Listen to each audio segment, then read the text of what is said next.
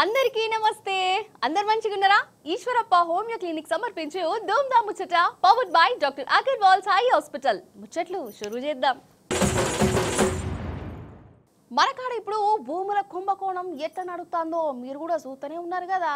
జాగా కనబడు పాపం కథమిగా దాని పొతం పెట్టే ఉపాయం చేస్తాడు. వెనకట చంద్రాల్ సారు మన తెలంగాణ భూములకు ఎసరు పెట్టిండు. ఇక ఇప్పుడు శిష్యుడు రేవంత్ సారు ఆయన తూమల్ని నడుస్తాడు. ఎకరాలకు ఎకరాలు గుప్పెట్ల పెట్టుకొని లక్షల కోట్ల రూపాయల దోపిడీ చేసి ఉపాయం నడుస్తుందట. భారీ ఈ ముచ్చట్ని అరుచుకుందాం మనం. ఒకట రెండా అక్షరాల 5 లక్షల కోట్ల రూపాయల భూకుంభకోణం మన ముఖ్యమంత్రి రేవంత్ సారు వారి పుణ్యాన మన తెలంగాణలో 9,290 ఎకరాల భూమిని పొతం పెట్టేతాం. ఏదో హిల్ట్ పాలసీ అనేది తెచ్చిందంటురు కదా. నుల్లా ఈ పాలసీ అంతా పెద్ద కుట్రేశమని చెప్పుకుంటురు. మన హైదరాబాద్ను ఆగం చేసే కుతంత్రమేనట. ఈ హిల్ట్ పాలసీ ఎందుకు సారు అని అడుగుతూనేమో కుంటి సాకులు చెప్తుంది సర్కారు. మన పట్నంలా కంపెనీలు ఫ్యాక్టరీలు ఎందుకు, గాలి ఖరాబ్ అవుతుందని చెప్పుకొత్తాంది. అందుకే పట్నం అవతలకు పంపుతున్నామని చెప్పుకొత్తాండ్లు. అంటే పట్నం అవతల ఫ్యాక్టరీలు పోతే గలీజ్ గాలి మంచి గాలి లెక్క అయిపోతుందా? పట్నం అవతల ఉన్నోళ్ళు మనుషులు కారా? వాళ్ళకు బీమార్లు రావా? అక్కడి భూములల్లా పంటలు వండుతలేవా? గిట్లనే నిలదీస్తాన్లు.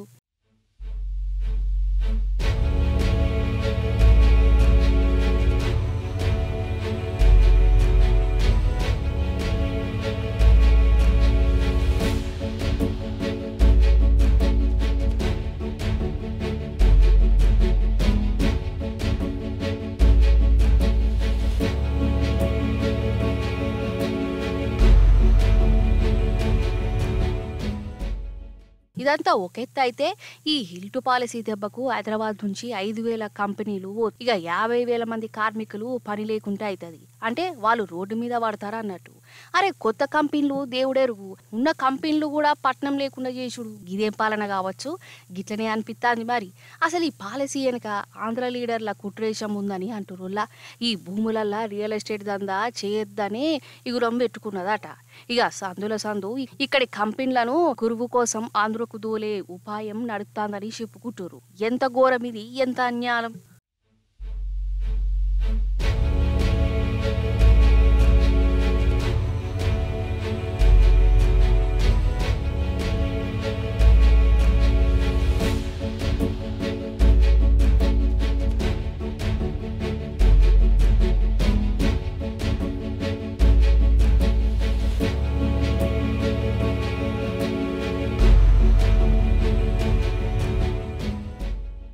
అందుకే ఈ దిక్మాల పాలసీ కుంభకోణం మీద మన బీఆర్ఎస్ రోడ్డు మీద కత్తాంది, పోరాటం చేస్తాంది. బీఆర్ఎస్ లీడర్లు ఆ భూముల కాడికి పోయి అక్కడి జనంతో మాట్లాడి అసలు ఈ పాలసీ అనుకున్న కుట్రేషం ఏంది, కుతంత్రం ఏంది, అసలు ఈ భూముల మార్కెట్ రేట్ ఎంత, ప్రభుత్వం ఏ రేటుకు అమ్ముదామని చూస్తాం. అసలు రేవంత్ సార్ వారి ఆలోచన ఏంది, ఇవన్నీ బయట పెట్టే పని పెట్టుకున్నది. 2 రోజులు బీఆర్ఎస్ లీడర్లు ఈ రేవంత్ సారు నజరేసిన ఈ భూముల కాడికి పోయి అసలు వాస్తవాలు బయట పెడుతున్నారట.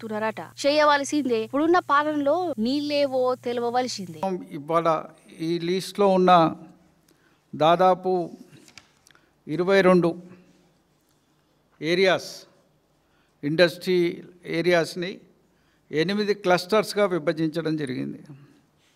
8 క్లస్టర్స్గా విభజించి మా పార్టీ నాయకులందరూ అక్కడ దాని మీద వారు నిజ నిర్ధారణ, ధర నిర్ధారణ, అక్కడికి పోయి ధర కూడా నిర్ధారణ చేస్తారు. అక్కడ ఉంటే రేట్ అడిగితే చెప్తారు, ఉట్టిగా చెప్తారు, ఎంత పోతుందమ్మా రేట్ అంటే ఎవరైనా చెప్తారు. మరి ధర నిర్ధారణ, నిజ నిర్ధారణ కోసం మా వాళ్ళు 3-4 తేదీల్లో 8 బృందాలుగా ఏర్పడి ఆ ప్రాంతాల్లో పర్యటించడం జరుగుతుందని చెప్పి ఈ సందర్భంగా మీకు అందరికీ తెలియజేస్తున్నాను. లేదంటే అడిగేటోళ్ళు లేరని వాళ్ళకు పాలసీలు చేసుకునుడు, అడ్డికి పావుషరుకు అమ్ముకునుడు, కమిషన్లు ఎన్కేసుకునుడు. అసలు ఈ తెలంగాణ ఎవరు జాగిరని గిట్ల చేస్తాను ఈ సర్కారు గిట్లనే అంటారు ఇక్కడ పబ్లిక్. మన కాడ సర్పంచ్ ఎలక్షన్లు నడుస్తున్నాయి కదా. ఏ ఊరికి పో ఈ ఓట్ల గురించే మాట ముచ్చట నడుస్తుంది. ఎవరు నిలబడతారు, ఎవరు గెలిస్తే ఊరికి ఏం బాగు చేస్తారు, గిట్లనే మాట్లాడుకుంటురోలా. ఇక కొన్ని జాగాలనైతే చిత్ర విచిత్రంగా ప్రచారాలు, జనాల డిమాండ్లు నడుస్తాయి. పారి అట్లట్లా ఊర్ల పంట పోదాం మనం. నిజంగా సర్పంచ్ ఎలక్షన్లేమో గాని పోటీలు ఉన్నోళ్ళు ఊరోళ్ళ మీద అసలు ఏమన్నా వరాల వాన గురిపిత్తురా అనోళ్ళ అస్సలు మాట మీద నిలబడరో గాని ఒకళ్ళు మించి ఇంకొకరు ఇది ఎత్తం అది ఎత్తం అనుకుంటా షవులకు ఇంపైన ముచ్చట్లు చెప్తురు. ఒక ఊళ్ళోనేమో సర్పంచ్ గెలిపిస్తే ఫ్రీ అంబులెన్స్ తెప్పిస్తా అని ఓగలంటే ఆడబిడ్డ ఉడితే 5,000 రూపాయలు ఫిక్స్ చేస్తా అని ఇంకోలు గిట్లా. వామ్మో ఎవ్వరికి దోషిన తీల్రు వాళ్ళు చెప్పుకుంటేనే పోతురోళ్ళ. ఇక కొందరైతే బాండ్ పేపర్లు రాసి మరి ఊరి జనాల ముంగట పెడుతురు. గీ బాండ్ పేపర్ చూడురి మెదక్ జిల్లా రాజపేట తండ సర్పంచ్ అభ్యర్థి తయారు చేసింది. మహిళా సంఘాలు ₹1,00,000 పండుగలకు 20,000 రూపాయలలోను అని ఇనాము, ఇంటింటికి మంచినీళ్లు గిట్లా రాసుకుంటూ పోయిర్రు.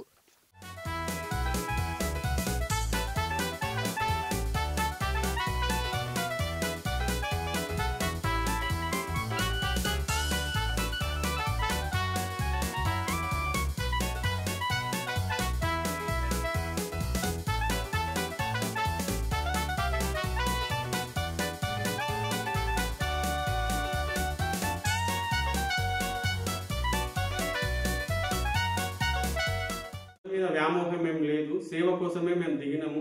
మేము చదువుకున్న ఎడ్యుకేషన్ పర్సన్ కాబట్టి సంపాదించుకోవాలనే ఉద్దేశం లేదు కాబట్టి ఈ నిర్ణయం కఠినమైన నిర్ణయం తీసుకున్నాము. ఇప్పటికైనా గ్రామ పంచాయతీ ప్రజలు అందరూ సహకరించి ఆలోచించి మంచి అభ్యర్థిని ఎన్నుకోవాలని కోరుతున్నాం. ఇక గిటు చూడుర్రి గిన ఏం చేస్తాడో. మంచిర్యాల జిల్లా ముత్యంపేటల వార్డు మెంబర్ గా ఈయన ఇంటి ఆమెను గెలిపియాలని ఈపు రుద్దుకుంటా తానాలు చేయించుకుంటా ప్రసారం చేస్తాడు. వాళ్ళు వేసింది మీరు దయచేసి నా కోటేయాలి, మీ ఈపు రాకుతున్నా మీ ప్రజలు ఎట్లున్నో ఇట్లా అన్ని చూసుకుంటా దయచేసి గెలిపియండి. దయచేసి గెలిచేటోళ్లకు వేయండి.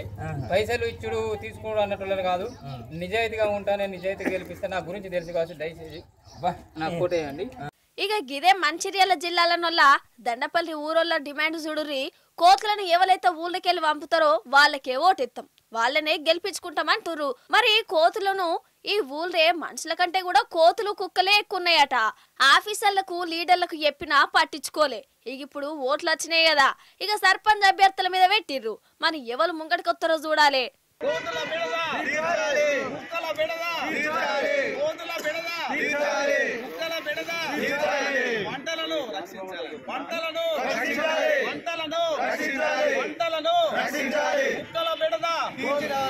ఇక ఇంకో దిక్కు సర్పంచ్ పదవి కోసం అర్రాసులు కూడా జోరుగా నడుతూనే ఉన్నాయొల్ల.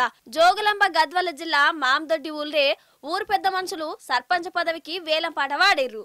ఊరికి ఎవరెక్కువ పైసలు ఇస్తే వాళ్ళకే సర్పంచ్ పదవిని ఊరి పెద్ద చెప్పిండట. లాస్ట్ కు 40,50,000కు భీమా నాన్నటైన ఈ వేలం పాట గెలిచిండు. కానీ ఆ సంబరం జరసేపే. అంతలే బాబురావు అన్నటైనే ఈ వేలం లేదు గీలం లేదు, నేనే పోటీ చేస్తా అనుకుంటా నామినేషన్ వేసిండట. మీ ప్యానల్ నిర్ణయించుకోవాలా, ఆ ప్యానల్ మీకు సంబంధించిన వ్యక్తులు ఎవరన్నా మీరు ఇంట్రెస్ట్గా పెట్టుకోవచ్చు. అది ఆ వరకు బాగుంది. ఇప్పుడు ఏదైనా కానీ గ్రామం అభివృద్ధి చేసి గ్రామంలో నివాసం ఉండేటోళ్ళే కొంచెం అభిప్రాయం చెప్పండి.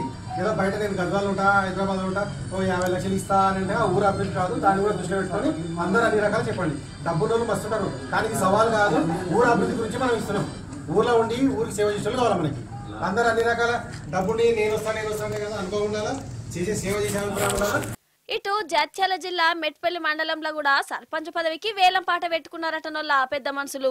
28,48,000కు పోయిందట ఒక పదవి. ఇక ఈ ముచ్చట పెద్ద ఆఫీసర్లకు ఎరికైంది. వాళ్ళు వచ్చే ఎంక్వైరీలు చేస్తురు. మొత్తానికి సర్పంచ్ ఎలక్షన్లతోని ఏ ఊరికో అర్రాసులు, వింత వింత ప్రసారాలు, వెరైటీ హామీలు ఇగో గిట్లనే నడుతున్నాయి.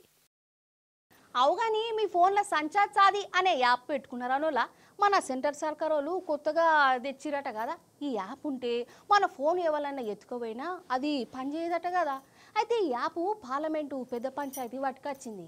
అధికారం ప్రతిపక్షం ఎంపీల నడుమ మాట పెరిగింది. అసలు ఈ సంచార్ యాప్ ఏంది, దీని మీద ఎందుకు పంచాయతీ పెట్టుకురు, దీంతో మనకేమైనా ఫైదా ఉన్నదా అరుచుకుందాం రారి. అయితే ఇదివరసంది మన దేశంలో అమ్మే స్మార్ట్ ఫోన్లల్లా ఇక సంచార్ సాది యాప్ కూడా దాంట్లోనే వస్తుందటనోళ్ళ. అయ్యో ఫోన్ బుక్ అల్లారం అని ఎట్లా తనయో ఫోన్తోనే సంచార్ యాప్ కూడా గట్లనే వస్తుందట. సెంటరోళ్ళు ఆర్డర్ వేసిర్రట. ఇక పాత ఫోన్లలో కూడా ఈ యాప్ ను డౌన్లోడ్ చేసుకోవాలని చెప్పిర్రు. ఎందుకంటే ఈ సంచార్ యాప్ తోని మస్తు ఫాయిదా ఉంటది. ఈ దిక్కుమల్ల సైబర్ నేరాలు ఆపొచ్చు. మీ ఫోన్ పోయినా గానీ ఆ దొంగని దగ్గర పని చేయకుండా అవుతుంది. ఏడ పోగొట్టుకున్నా ఈ యాప్ ఉంటే దొరకబడుతుందని చెప్పిర్రు. అన్నట్టుగానే ఈ నడుమ ఈ సంచార్ యాప్ ను బాగానే డౌన్లోడ్ చేసుకుంటుర్రు.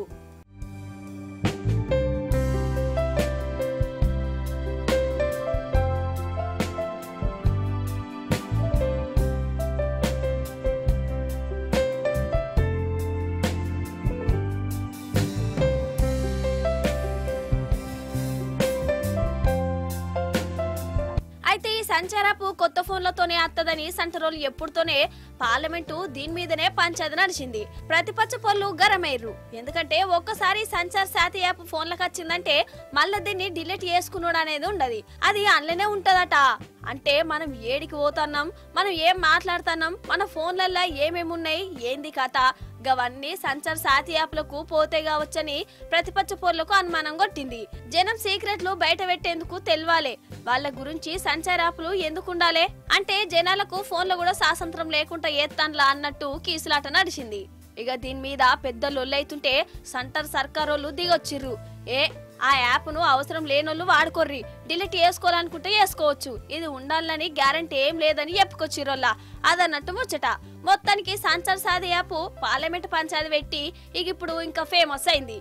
ఈ యాప్ తోని మోసాలు అవి కావని అంటురు. మరి అవసరం ఉన్నోళ్ళు డౌన్లోడ్ చేసుకోవచ్చని సర్కారే అంటుంది కాబట్టి చేసుకోరు. మరి ఏ మాట కామాటేనోళ్ళ పానీపూరీల మీద పాయరం లేనోళ్ళు ఎవరు ఉండరు కావచ్చు. అంతేనా కాదా? రోడ్ల మీద అమ్మినా కానీ ఆ పానీపూరి బండిని చూసుడుతోటే కొందరికి ఆశ ఉడుతుంది. అయితే ఏం లేదు, ఒక అక్క ఉన్నది. ఆ అక్కకు పానీపూరి తిని ఉద్దయింది. బండి కాడికి పోయింది, పానీపూరి పళ్ళల్లో పెట్టుకున్నది, నోరు తెరిచింది, కథంగా అంతే. అటు ఇంకేమైందంటే అయితే ఎవరి మీద నన్న కోపం వచ్చిందన్నప్పుడు నీ దౌడలు దగ్గర వాడని తిడతారు కదా. కానీ ఈగో గీ అక్కది దౌడలు దూరమైనయ్యల్లా. ఎట్లా అంటారా? పానీపూరి తినేందుకు నోరు తెరితే గా నోరు గట్లనే తెరుచుకున్నది. ఆగో అంటుంది చూడు, దగ్గరకు అత్తనే అత్తలేవు దౌడలు. అంటే దౌడలు ఇరిగిపోయినాయి. అయింది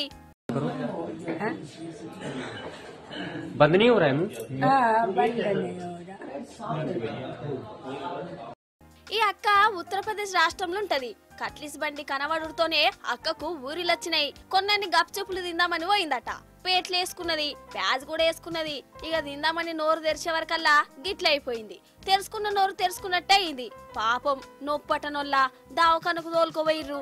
డాక్టర్ సారు ప్రయత్నం చేసిండు గాని ఆ దౌడలు దగ్గరికి వేసుడు ఆయనతోని కూడా గాలే. పాపం చూడు అక్క అవస్థ ఎట్లా పడుతుందో. నోరు తెరిచి మాటలు లేదు, తినలేదు, నమలలేదు.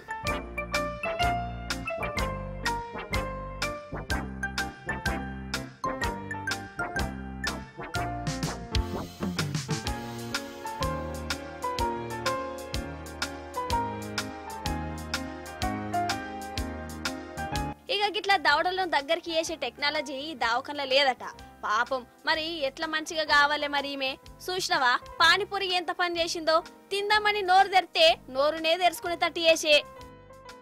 అసలు ఈ దొంగలకు ఎట్లా చెప్తే బుద్ధి వస్తుందో, ఏం చేస్తే రేవులో పడతారో సమజే కాదుల్లా. అసలు నన్ను అడిగితే దొంగలు చాలా తెలివిమంతులు, ధైర్యవంతులు. మరి గంత తెలివి, గంత ధైర్యం ఏదైనా అక్కడికి వచ్చే పనులు పెడితే ఏమవుతుందో. గీసంటి దేడిది మాకు పనులలో పెడతారు. అగో గీ దొంగోడు చూడు ఏం చేసిండో. అయితే ఇగో గీ బంగారం దుకాణంలో చూడుర్రి. అగో కస్టమర్లు కూసున్నారు కదా, షైన్లు కొంటారో ఉంగరాలే బేరం చేస్తాంలో. అయితే ఇటు పక్క పంటి చూడు, చూటు బూటు వేసుకొని కూసున్నాడు చూడు. లగ్గం కావచ్చు, బంగారము ఏ పడుగొంటాడో. ఇగో గిట్లనే అనుకున్నాడు చూసేటోళ్ళు. గొలుసులు ఉంగరాలు ముంగట పెట్టిండు. అటెన్కి ఏమైందంటే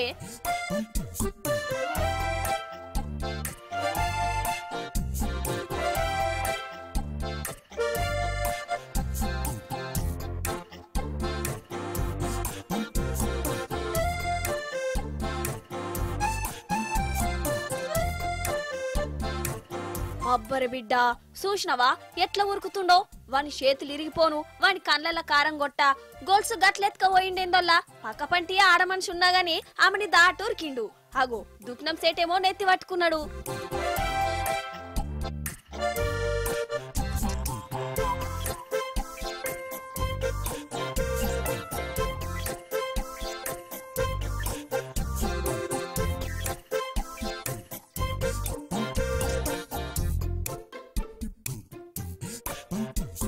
కానీ చూడు దొంగలు కూడా ఎట్లత్తండో వెనకటంటే సింపిరిగడ్డం చినిగిన బనీను గిట్లా వచ్చేది ఇప్పుడు సూటు బూట్లు వేసుకుని టీప్ టాప్ గా తయారై గిట్ల గొలుసులు గల్లాలు పెట్టెలు మాయం చేస్తాన్లు కానీ దొంగొంది ధైర్యమే అనుకోవాలి పట్ట వగటిలి చుట్టుముట్టు జనాలు ఉన్నా గాని గుండె ధైర్యంతో గొలుసు ఎత్తుకుపోయిందంటే మన గుండె గట్టిదే కానీ ఏం ఫైదా గా గుండె ధైర్యం అంతా దొంగతనాలకు పెడుతుండాయే ఏదన్నా అక్కడికొచ్చే పనులకు పెడితే ఏమైతుందో అంతేనా కదా